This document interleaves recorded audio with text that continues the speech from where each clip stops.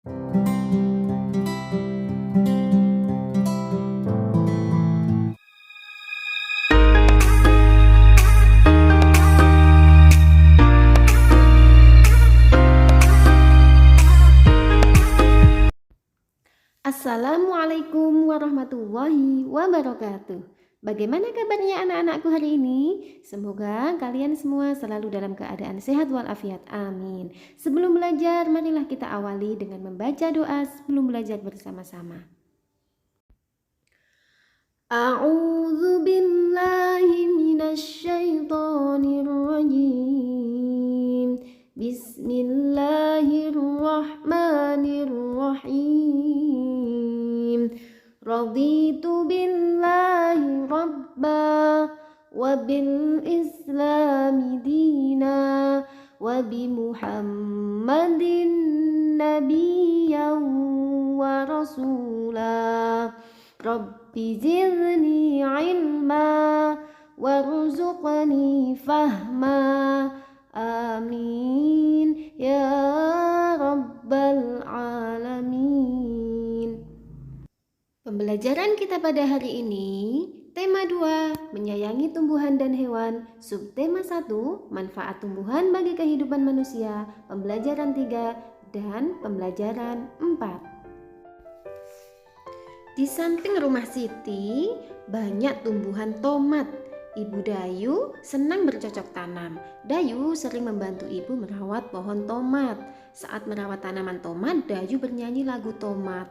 Jadi sambil membantu ibunya memberi pupuk pada tanaman tomat, menyirami tanaman tomat, Dayu sangat riang sekali dan dia sambil bernyanyi. Pohon tomat mulai berbuah. Buah tomat berwarna hijau saat muda dan jika sudah masak warnanya menjadi merah. Buah tomat ini banyak manfaatnya anak-anak. Buah tomat mengandung vitamin C yang sangat berguna bagi tubuh kita. Allah menciptakan banyak sekali tumbuhan. Kita harus selalu mensyukuri anugerah yang diberikan oleh Allah. Semuanya tumbuhan yang diciptakan oleh Allah itu dapat dimanfaatkan untuk kebutuhan manusia.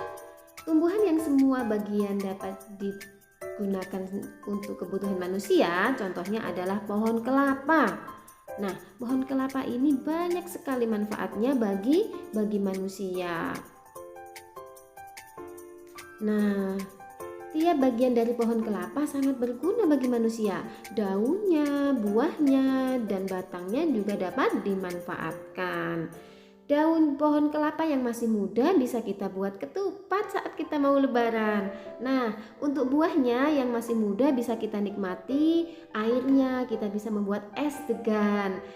Dan yang buahnya yang sudah tua bisa kita gunakan untuk santan ketika kita memasak.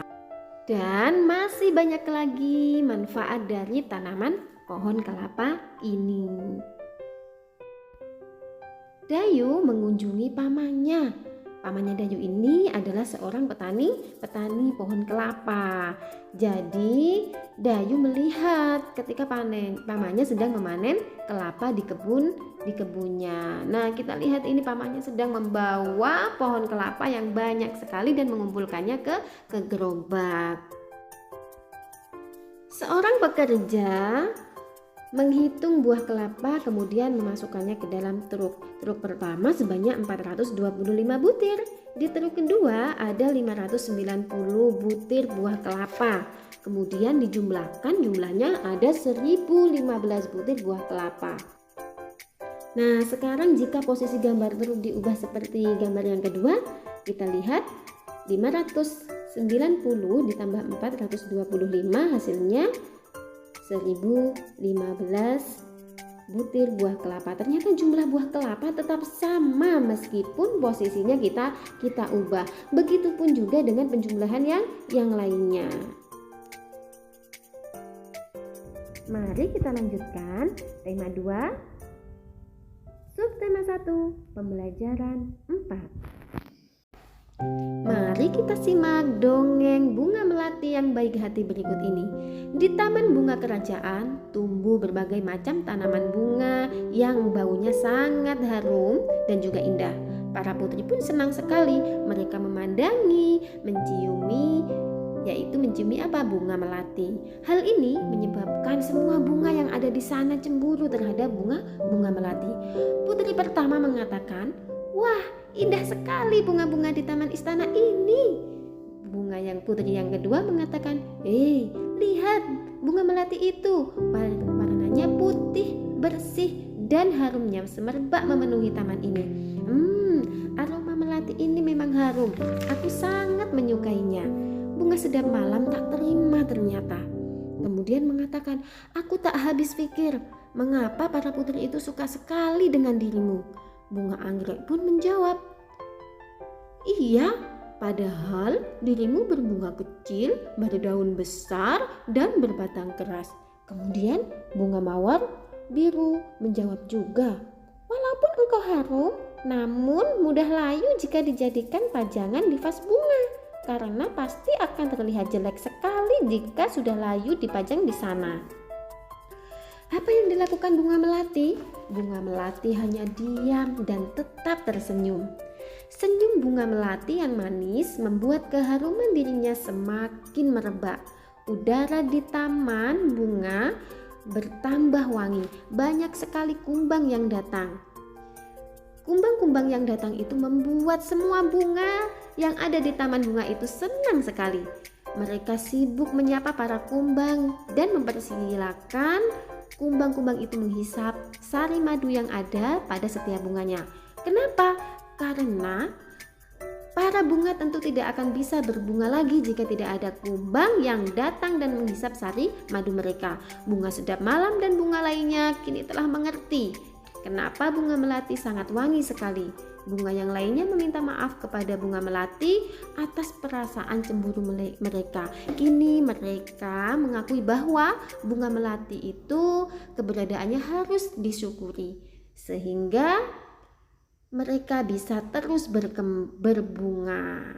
Jadi setelah itu bunga sedap malam, bunga anggrek, dan bunga mawar biru meminta maaf kepada bunga melati, dan bunga melati memaafkan sifat dari bunga-bunga yang lain, dan mereka akhirnya berteman. Nah, kita harus memiliki sifat pemaaf seperti bunga melati pada dongeng tersebut. Salah satu manfaat tumbuhan adalah untuk keindahan. Nah, tentunya di rumahmu juga banyak tanaman bunga ya, seperti di rumah Dayu yang banyak tanaman bunga.